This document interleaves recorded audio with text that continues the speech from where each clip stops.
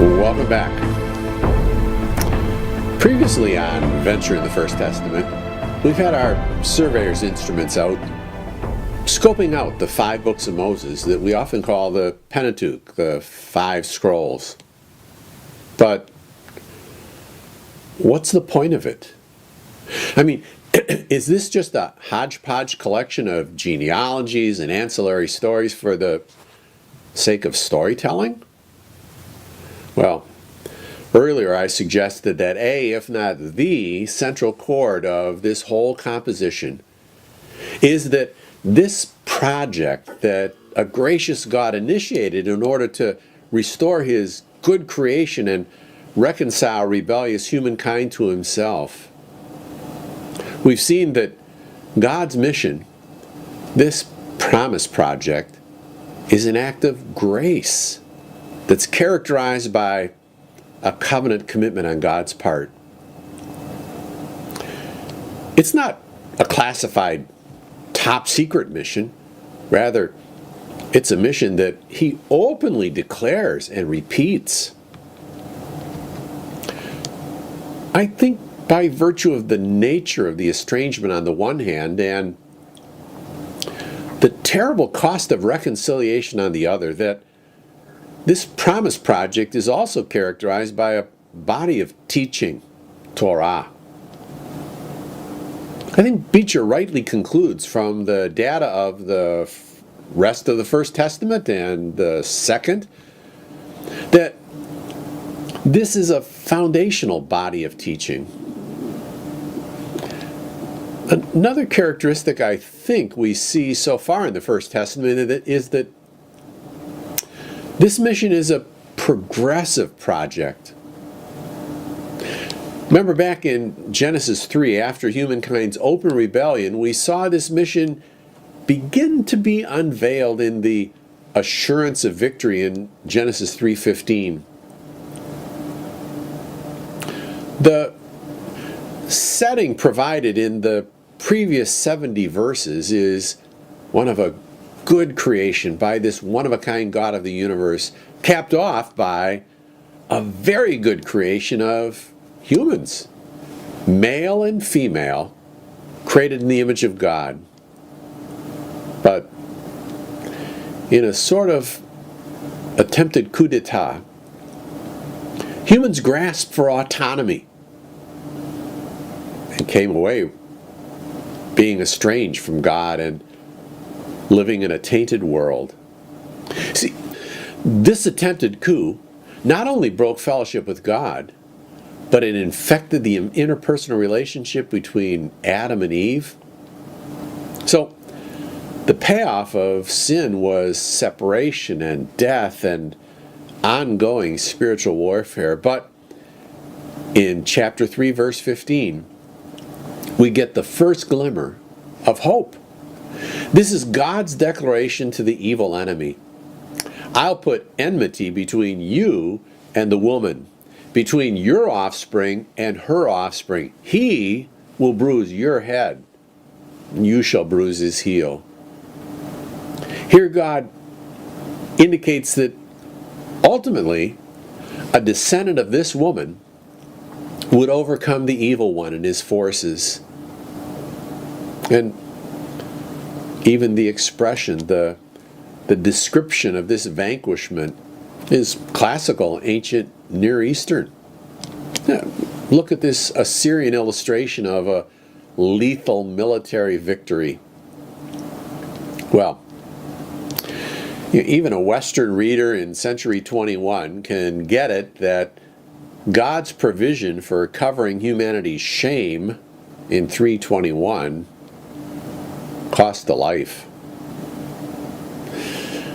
Well, at first, I think Eve is hopeful that this ultimate victory will be sooner rather than later, because in just 10 verses, Eve has become pregnant and gives birth to a baby boy, and her declaration has grabbed the attention of careful readers ever since. Kaniti, I have acquired Ish, a man. Now, that's a curious expression. I've had a baby, but I've acquired a man, and then the ambiguous phrase et Adonai, where the word form et is a homonym for either the preposition with, in which case you'd understand the sentence, I have acquired a man with the help of, understood, the Lord, or that same word is the marker of the direct object, in which case it says, I've acquired a man, Yahweh. Well, we read of the tragic results of the sin of pride carried on into chapter 4, resulting in the death of Abel. And then Adam and Eve have another child. And she named him Seth because, Eve explained, God has appointed me another offspring in the place of Abel. Remember, we saw how Seth would be the forebear of Noah, through whom the human race and a righteous remnant would be spared. And then Shem, through whom this promise project would advance. We saw that in spite of the estrangement that sin and rebellion brought about, Yahweh promises to be present. Noah blessed Yahweh for being the God of Shem, and prays that God will dwell in the tents of Shem. The ancient Jewish Targum Onkelos expounds, God shall cause his divine presence to dwell in the tents of Shem. And Rashi concludes that the subject is God. He shall cause his divine presence to dwell in Israel.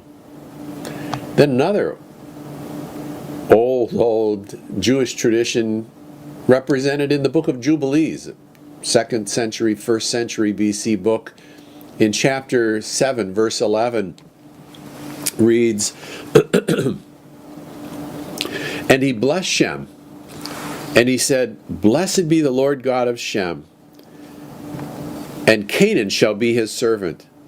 God shall enlarge Japheth, and God shall dwell in the dwelling of Shem. And then a few verses later, the book of Jubilees goes on, and Noah remembered all that he had spoken with his mouth in prophecy, for he had said, Blessed be the Lord God of Shem, and may the Lord dwell in the dwelling of Shem.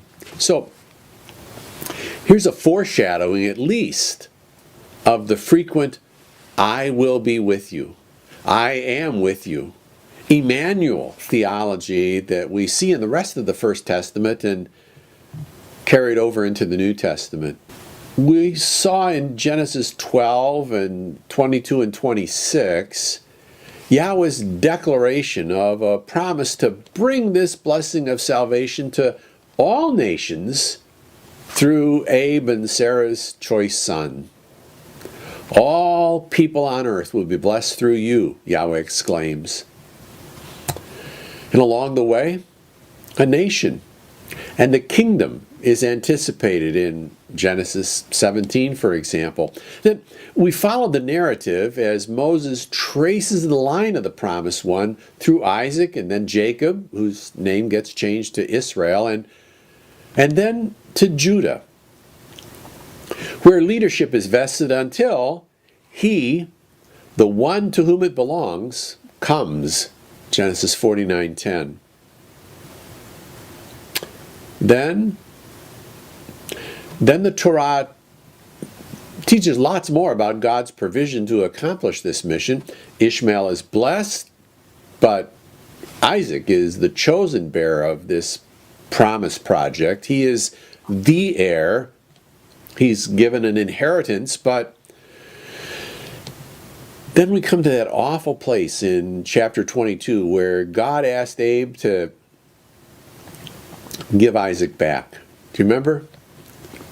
Take now your son, your only son, the son whom you love, Isaac, and go to the land of Moriah and offer him there as a olah, a whole burnt offering.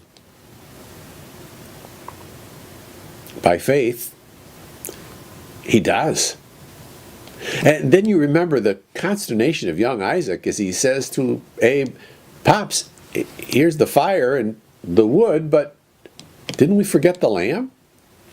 And without skipping a beat, Abe replies, "God'll see to it for himself."